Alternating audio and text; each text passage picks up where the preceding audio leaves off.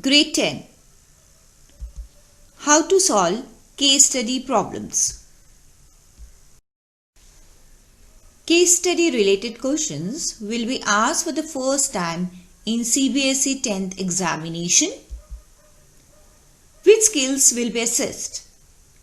Through case study problems, you will be assessed in your reading, understanding skills, interpretation, and answer writing abilities. Let's see how the questions will be asked. Case study based questions are compulsory. Questions will be asked from the concept portion of NCERT, that is your textbook. Each case study will have 5 case based subparts. You need to attempt any 4 out of 5 subparts. A paragraph with diagrams or figure would be attached with the questions, and each subpart carries 1 mark. Let's see what should be the strategy in solving the case study based problems. Always keep a positive approach and solve the problems. Read the problem, then reread it and highlight keywords and numbers. Drawing a relevant diagram, figure and visualizing the problem will help in solving the question. Locate and focus on what is known. Identify what is the unknown quantity and think about the best way to solve the problem by eliminating the options or possibilities. Let's solve a case study based problem from CBSE sample paper. The diagrams show the plans for a sunroom. It will be built on to the wall of a house. The 4 walls of the sunroom are square clear glass panels. The roof is made using 4 clear glass panels, trapezium in shape, all of the same size. 1 tinted glass panel, half a regular octagon in shape.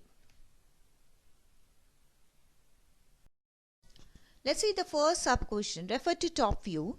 You need to find out the midpoint of the segment joining the points J and I. See the figure and locate where is J and I. We need to use the midpoint formula, that is x1 plus x2 upon 2 and y1 plus y2 upon 2. The coordinates of J and I are already given. So we take x1 as 6 from J, x2 is equal to 9 from I, y1 is equal to 17, y2 is equal to 16 from I. Let's see the coordinates of the midpoint of the segment joining the points J and I. So we get x is equal to 6 plus 9 upon 2, that is x1 plus x2 upon 2. We get 15 upon 2, and y is equal to y1 plus y2, that is 17 plus 16 upon 2, that is 33 upon 2.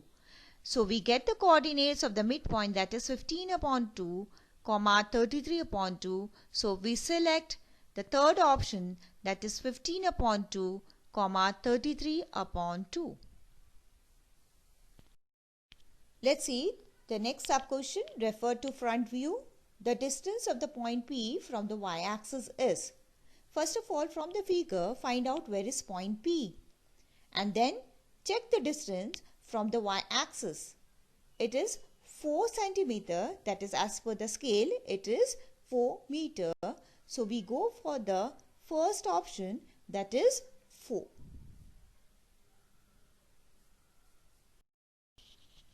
We go for the next sub question, that is refer to front view. The distance between the points A and S is. So in the figure, that is front view, locate A and S and count the distance between A and S. And we see that the distance between A and S is 16 centimeter, that is as per the scale it is 16 meter. So we go for the option 16.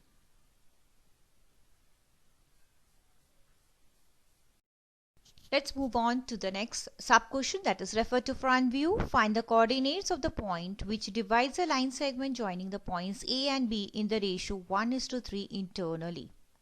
So we see the figure front view again and try to locate the coordinates of point A and B.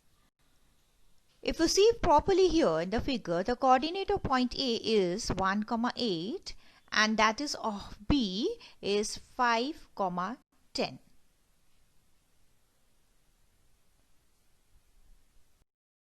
After finding out the coordinates of A and B, we focus on the question again.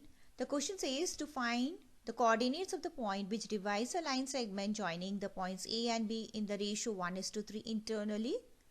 It's better to underline the key points here. Let the coordinates of the point be x, y. We use the section formula, that is m1x2 plus m2x1 upon m1 plus m2, m1y2 plus m2y1 upon m1 plus m2. Here m1 is equal to 1, m2 is equal to 3, which is given in the question. The ratio is 1:3. Now the coordinate of A is 1, 8, so it's x1, y1. That of B is x2, y2. Putting the values of m1, x2, m2, x1 and m1 and m2, we get the coordinate of x, that is 2. Similarly, we get the coordinates of y, that is 8.5. Here, we need to be very careful in putting the values of x1, x2, y1, y2 and m1 and m2. So we get the coordinates as 2, 8.5. After getting the coordinates of x and y, we select the correct option, that is 2.0, 8.5. We move on to the last sub-question, that is referred to front view. If a point x, y is equidistant from the points q 9, 8 and s 17, 8, then we see the figure again. We locate the points q and s. We have a point, let the point be k, which is equidistant from q and s.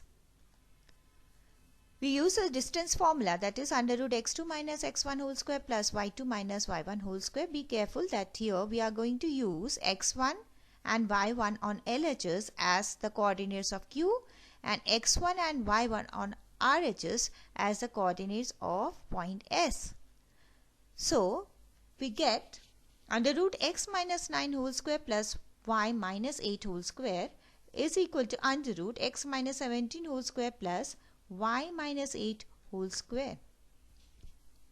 The under root signs cancel out, and because y minus 8 whole square is on both the sides, it cancels out again, and we get x minus 9 whole square is equal to x minus 17 whole square. Using the formula a minus b whole square, a plus b into a minus b, we get the value of x as 13. So x minus 13 is equal to 0. So we get the correct option here as x minus 13 is equal to 0 as the answer for this sub-question. So the key points to remember for solving case study problems: have a willingness to attempt unfamiliar problems, keep patience and persistence when solving problems. In the next video, we shall solve some other case study problems. Till then, do enjoy doing math. Thank you.